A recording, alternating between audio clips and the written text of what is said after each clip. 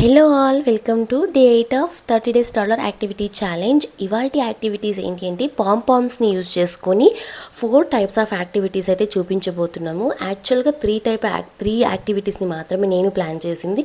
4th one వచ్చేసి Dhanvi create చేసింది. నేను తనకు ఫ్రీ ప్లే వదిలేసి వెళ్ళిన తర్వాత తనే ఓన్గా ఈ యాక్టివిటీ అయితే చేసింది. నాకు చాలా బాగా నచ్చి దానికి కూడా షూట్ చేశాను. దానివల్ల బెనిఫిట్స్ కూడా ఉన్నాయి. ఈ యాక్టివిటీస్ ఏంటి అని చూసే కన్నా ముందు దానివల్ల బెనిఫిట్స్ ఏంటి అని చూద్దాము.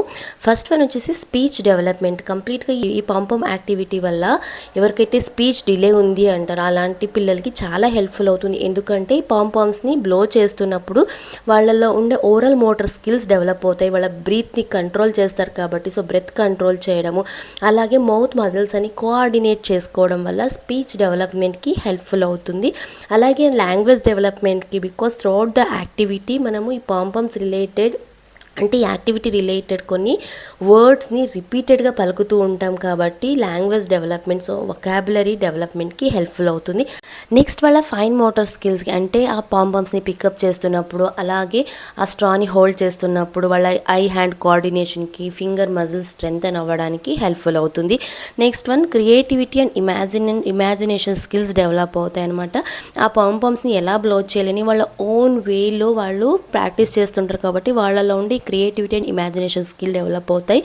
అండ్ నెక్స్ట్ సెన్సరీ ఎక్స్ప్లోరేషన్కి, అంటే ఆ పాంపామ్స్ని వాళ్ళు టచ్ చేసినప్పుడు, అలాగే సెలోఫెన్ టేప్ని వాళ్ళు టచ్ చేస్తున్నప్పుడు, స్ట్రాని హోల్డ్ చేస్తున్నప్పుడు వాళ్ళలో ఈ సెన్సరీ ఇదొకలాంటి సెన్సరీ ప్లే అనమాట. సెన్సరీ ఎక్స్ప్లోరేషన్కి కూడా హెల్ప్ఫుల్ అవుతుంది.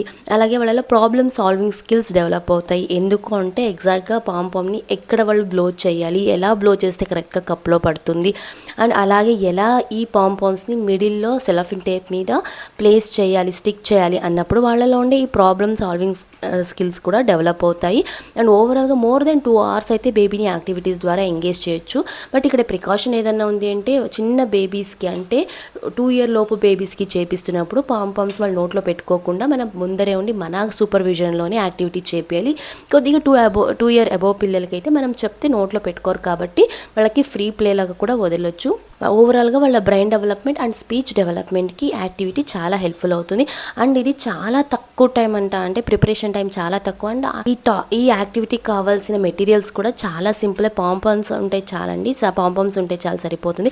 ఫస్ట్ యాక్టివిటీకి వచ్చేసి కొద్ది గ్లాసెస్ని ప్లేస్ చేసి బ్లో చేయమని చెప్పాలి స్ట్రా తీసుకొని.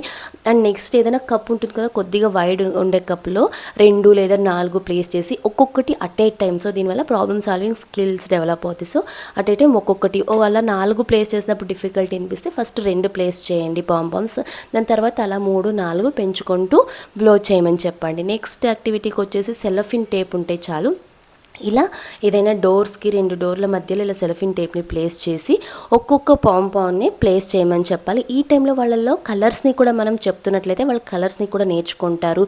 అలాగే అవి కింద పడిపోకుండా అండ్ ఎక్కువ కాకుండా కరెక్ట్గా మిడిల్లో మాత్రమే ప్లేస్ చేయాలి అని చెప్తున్నప్పుడు వాళ్ళలో క్రియేటివిటీ పెరుగుతుందనమాట.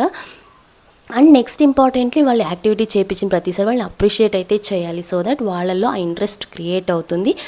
అండ్ నెక్స్ట్ యాక్టివిటీ వచ్చేసి యాక్చువల్గా ఈ 3 నేను ప్లాన్ చేసింది. 4th వన్ నేను వదిలి వెళ్ళిన తర్వాత తనే కప్ని తీసుకొని బ్లో చేస్తునింది అనమాట. నాకు చాలా నచ్చింది అలా తను చేస్తున్నప్పుడు. చూడండి, పిల్లలకి మనం ఒకటి నేర్పిస్తే వాళ్ళలో ఉన్న క్రియేటివిటీ ఎలా డెవలప్ అవుతుంది, ఎలా వాళ్ళు క్రియేటివ్గా ఆలోచిస్తారు దానికి ఇదే ఒక బెస్ట్ ఎగ్జాంపుల్. అయితే ఇలా తను కప్ మీద పాంపామ్ని ప్లేస్ చేసి ఇంకొక కప్ ముందర పెట్టి బ్లో చేస్తుంది అనమాట. ఇనీషియల్గా కిందకు పడిపోతుంది, బట్ తను అక్కడికి డిసప్పాయింట్ కాలేదు. ట్రై చేసి కరెక్ట్గా పాంపామ్ని అయితే బ్లో చేసింది. ఈ యాక్టివిటీ వల్ల యాక్చువల్గానే స్పీచ్ డెవలప్మెంట్కి ఎంతగానో హెల్ప్ఫుల్ అవుతుంది. అండ్ పిల్లల్లో కాన్సన్ట్రేషన్ అనమాట కరెక్ట్గా పడాలి కాబట్టి వాళ్ళలో కాన్సన్ట్రేషన్ ఎక్కువగా చేయగలుగుతారు. ఇవి ఇవాళ యాక్టివిటీస్ అయితే మీకు నచ్చాయి అనుకుంటున్నాను. మీకు నచ్చితే తప్పకుండా మీ బేబీస్తో యాక్టివిటీస్ చేయించి చిన్న వీడియో ఆర్ ఫోటో నాకు ఇన్స్టాగ్రామ్లో షేర్ చేయండి. అలాగే మీకు తెలిసిన ఏజ్ పిల్లల పేరెంట్స్తో ఈ యాక్టివిటీ వీడియోని షేర్ చేసుకోండి. ఇలాంటి మరెన్నో వీడియోస్ కోసం మన ఛానల్ని సబ్స్క్రైబ్ చేసుకోండి. కలుద్దాం రేపటి Day 9 యాక్టివిటీ వీడియోతో. Thank you for watching. Bye.